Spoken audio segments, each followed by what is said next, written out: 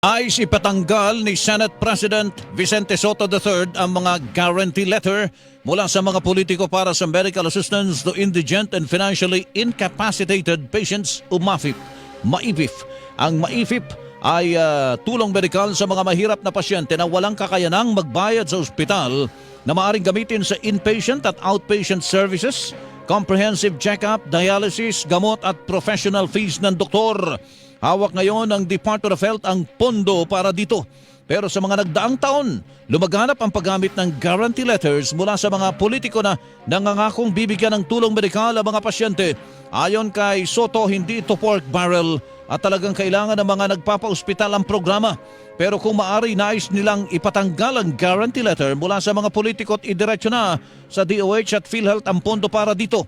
Binigyang diin naman ni Senator Sherwin Gatchalian na maglalagay sila ng probisyon sa MAIPIF program para hindi magamit sa pamampolitika.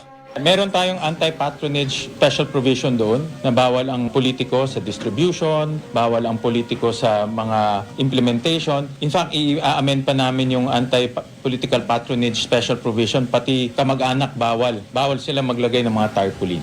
So meron kaming mga safeguards na hindi pwede politicize.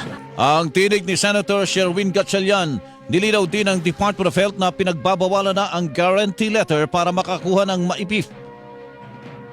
Sabi ng Supreme Court decision, dapat ang budget execution sa DOH lamang. Kaya aming ang sinasabi, kinokorek namin, dapat hindi na siya GL. Dapat ituro na lamang ang pasyente papunta sa DOH hospital. Pag pumunta ho kayo dun sa malalaking level 3 hospitals ng mga local government unit, ay hindi nyo na kailangan magpakita ng proof na indigent. Hindi nyo rin kailangan makaawa sa kahit sinong politiko, kahit sa DOH. Basta nandun ho kayo sa LGU level 3 hospital, ward accommodation, bayad na ang bill mo.